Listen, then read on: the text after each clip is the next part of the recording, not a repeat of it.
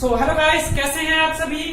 मैं आज बात करने वाला हूं ओम्स लॉ के बारे में, जो क्लास 10th का इलेक्ट्रिसिटी का बहुत ही इंपॉर्टेंट टॉपिक होता है। एग्जाम में इससे रिलेटेड जो है एक क्वेश्चन आना कंपल्सरी होता है। सो जानेंगे कि भाई ओम्स लॉ क्या होता है और ओम्स लॉ किस चीज के ऊपर वर्क करता है। सो देखिए, ओम्स में क्या बोला था, ओम्स लॉ क्या कहता है, इट स्टेट दैट कि the amount of current flowing through the conductor is directly proportional to the potential difference across the conductor. मतलब कि कोई वायर है, मान लीजिए ये वायर है, तो इस वायर में अगर मैं करंट निकालना चाहता हूं तो ओम्स लॉ कहता है कि करंट जो है ना डायरेक्टली डिपेंड करेगा किसके ऊपर, पोटेंशियल के ऊपर। इन दो पॉइंट्स के बीच में जो पोटेंशियल डिफरेंस होगा उसके ऊपर डायरेक्टली डिपेंड करेगा। अब देखिए, इसकी डेफिनेशन जो है, डेफिनेशन कुछ और कहती है और इसके अलावा जो है जो उसकी इक्वेशन है कुछ और कहती है। कुछ बुक में ये लिखा हुआ है आपका कि भाई जो करंट है वो डायरेक्टली प्रोपोर्शनल है वोल्टेज के, लेकिन कुछ बुक में जो लिखा हुआ है वोल्टेज प्रोपोर्शनल है करंट के। एनसीईआरटी में ही दोनों बातचीत लिखी हुई है। सो इसमें से दोनों में से कुछ भी लिखेंगे आप चलेगा। आप अक्सर कंफ्यूजन में रहते हैं कि भाई कौन से डेफिनेशन को हम फॉलो करें, कौन से डेफिनेशन को फॉलो ना करें। सो आप जो है दोनों में से कोई भी डेफिनेशन फॉलो कर लीजिए चलेगा। अगर आप ये भी लिखते हैं कि the amount of potential difference flowing through the conductor is directly depends on the current flowing through it, तो ये भी करेक्ट है। अगर आप ये लिखते हैं कि the amount of current is flowing through the conductor is directly proportional to the voltage, तो वो भी सही है। लेकिन इक्वेशन के अकॉर्डिंग जो है आपका पहला वाला स्टेटमेंट ज्यादा बेहतर होता है कि भाई किसी भी कंडक्टर में जो वोल्टेज होता है वो डायरेक्टली प्रोपोर्शनल होता है किसके, करंट के। सो हम ये कहेंगे कि V is directly proportional to I, यही होता है ओम्स लॉ। ओम्स लॉ कहता है V is directly proportional to I। अब देखो, जब इस प्रोपोर्शनैलिटी के साइन को हटाएंगे तो हमारे पास एक कांस्टेंट आता है। जब भी हम कभी प्रोपोर्शनैलिटी के साइन को हटाते हैं तो एक कांस्टेंट कंपल्सरी होता है, और यहाँ पे जो कांस्टेंट आता है ये होता है हमारे पास R। इस R कांस्टेंट को बोलते हैं ओम्स कांस्टेंट। इसको आप ओम्स कांस्टेंट बोल सकते हो, या फिर हम बोलते हैं रेजिस्टेंस, या फिर हम बोलते हैं रेजिस्टेंस। अगर आपने अभी तक रेजिस्टेंस के बारे में नहीं जाना तो देखो, रेजिस्टेंस क्या होता है, बिजली के रास्ते में रुकावट, इलेक्ट्रिसिटी के रास्ते में रुकावट होता है। ये इंटरनल प्रॉपर्टी होता है किसी भी कंडक्टर का, जो क्या करता है, ओपोज करता है। किसका ओपोज करता है, rate of flow of charges का, मतलब करंट का ओपोज करता है। मान लीजिए अगर ये वायर है, इसके अंदर अगर रेजिस्टेंस ज्यादा है ना तो इलेक्ट्रिसिटी को फ्लो ही नहीं करने देगा। सो हम ये कह सकते हैं बिजली के रास्ते में जो रुकावट होता है ना, वो कौन होता है रुकावट, वो हमारा रेजिस्टेंस होता है। सो बिजली के रास्ते में रुकावट हमारा रेजिस्टेंस। जैसे हम चलते हैं, अगर रास्ते में पत्थर है तो चलने में दिक्कत होती है, धीरे चल पाते हैं, बार बार रुक रुक के चलना होता है। सिमिलरली बिजली के रास्ते में अगर आपने कंडक्टर के अंदर रेजिस्टेंस बढ़ा दिया ना तो आपका जो है वो इलेक्ट्रिसिटी सही से फ्लो नहीं कर पाएगा। सो रेजिस्टेंस जो है नॉन कंडक्टिंग मटेरियल में ज्यादा होगा, कंडक्टिंग मटेरियल में कम होगा। जिसकी कंडक्टिविटी जितनी ज्यादा उतना ही कम उसमें रेजिस्टेंस। सिल्वर कॉपर जो है सबसे बेस्ट कंडक्टर माना जाता है। सिल्वर कॉपर सबसे बेस्ट कंडक्टर माना जाता है, इसलिए उसके अंदर सबसे कम रेजिस्टेंस होता है। और सबसे ज्यादा रेजिस्टेंस किसमें होगा, नॉन कंडक्टर में। जो गुड कंडक्टर ऑफ इलेक्ट्रिसिटी और गुड कंडक्टर ऑफ हीट नहीं है ना, उसके अंदर आपका रेजिस्टेंस सबसे ज्यादा। जैसे वुड और पेपर जो है नॉन कंडक्टर है, तो उसके अंदर जो है रेजिस्टेंस कितना होगा, सबसे ज्यादा, मैक्सिमम होगा। सो देखो, यहां से अगर मैं बात करूं इस फॉर्मूले को, V इक्वल टू क्या लिख सकते हैं, IR। अब कुछ टीचर जो है ये भी ऑब्जेक्शन उठाते हैं कि भाई V को है ना हम RI लिख सकते हैं, IR नहीं लिख सकते हैं। तो भाई आप दोनों में से कुछ भी लिख सकते हो। अगर आपके टीचर ऑब्जेक्शन उठाते हैं ना तो एनसीईआरटी की बुक में ये दिया हुआ है डिटेल।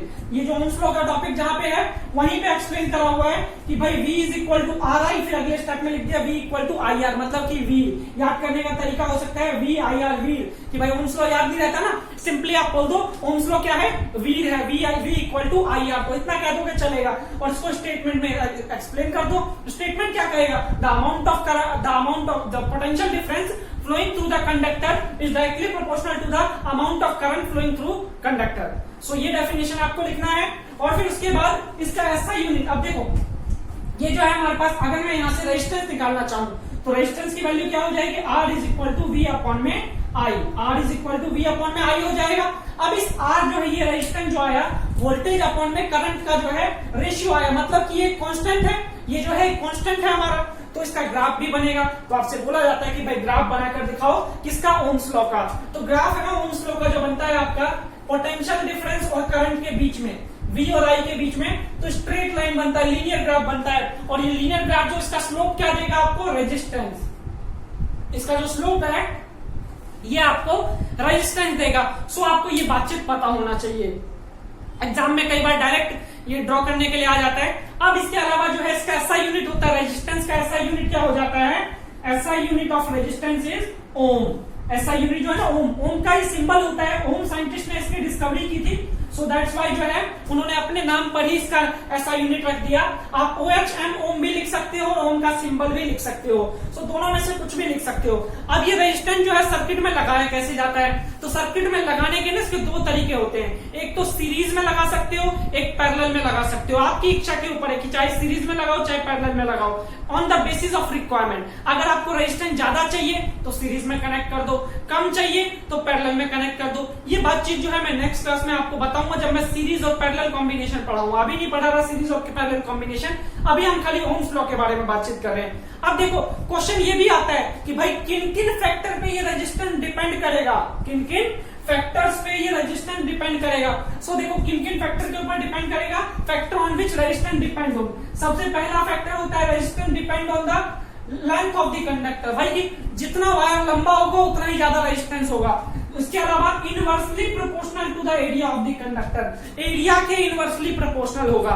इसके अलावा directly proportional to the temperature, temperature बढ़ाने से रेजिस्टेंस बढ़ता है। जो जितना ज्यादा हीट होगा ना वो उतना ही ज्यादा उसके अंदर रेजिस्टेंस होगा, जिसके अंदर जितना ज्यादा रेजिस्टेंस होगा वो उतना ही ज्यादा हीट होगा। डायरेक्टली प्रोपोर्शनल का तो यही होता है ना, एक बढ़ेगा दूसरा भी बढ़ेगा, मतलब तू बढ़ेगा तो मैं भी बढ़ूंगा, तो ये होता है। इसके अलावा नेक्स्ट फैक्टर एक और होता है material of the conductor, conductor के मटेरियल के ऊपर भी डिपेंड करेगा कि आपका जो है रेजिस्टेंस कैसा होगा। सो आपका ये भी कह सकते हैं nature of the material, nature of the material. So आपका जो ये फैक्टर्स पूछा जाता है you have to remember this factor because ये क्वेश्चन में एग्जाम में आता ही आता है। सो ये था रेजिस्टेंस के बारे में। अब देखो क्वेश्चन में न्यूमेरिकल आता है ना कि भाई न्यूमेरिकल आ गया, आपको बोला कोई बल्ब है उससे इलेक्ट्रिसिटी इतना फ्लो कर रहा है, उसको हमने इतने वोल्टेज में लगा रखा है तो उसके अंदर रेजिस्टेंस कितना होगा, तो सीधा ओम्स लॉ लगाओ, क्वेश्चन सॉल्व करो। इसके ऊपर न्यूमेरिकल्स भी मैं दे दूंगा नेक्स्ट लेक्चर में। सो आज के लिए जो इतना ही रखता हूँ, नेक्स्ट लेक्चर जो मैं लेकर आऊंगा रेजिस्टिविटी के बारे में। देखो ये तो पढ़ा हमने रेजिस्टेंस के बारे में, इसके अलावा एक रेजिस्टिविटी होती है।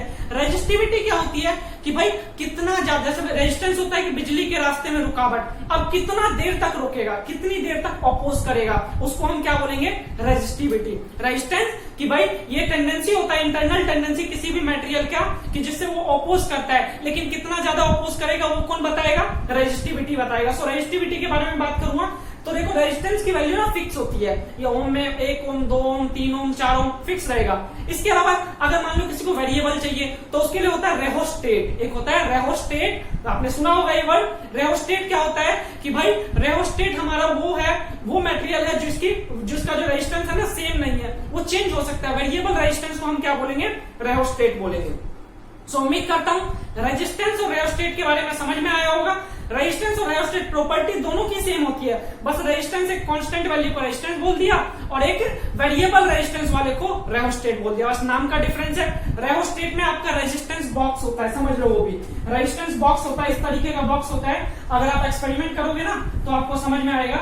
तो देखो इसके अंदर होता क्या है कि भाई ये क्या है, इस तरीके का स्लाइडिंग सा ये जो है रॉड सी लगी होती है। इन रॉड्स के ऊपर ना दोनों साइड से हमने इसके ऊपर दोनों साइड से वायर कनेक्ट होता है, वायर कनेक्ट कर देते हैं इधर से और इसके ऊपर एक स्लाइड करने के लिए ना, स्लाइड करने के लिए इसके ऊपर एक स्लाइडर टाइप का होता है, इसको हम स्लाइड करते हैं और इसको हम बैटरी से कनेक्ट कर देते हैं। इसको बैटरी से कनेक्ट कर दिया जाता है। अब जब इसमें बैटरी से करंट जाएगा ना तो अब जब हम इसको मूव करेंगे तो मूव करने पे रेजिस्टेंस चेंज होगा।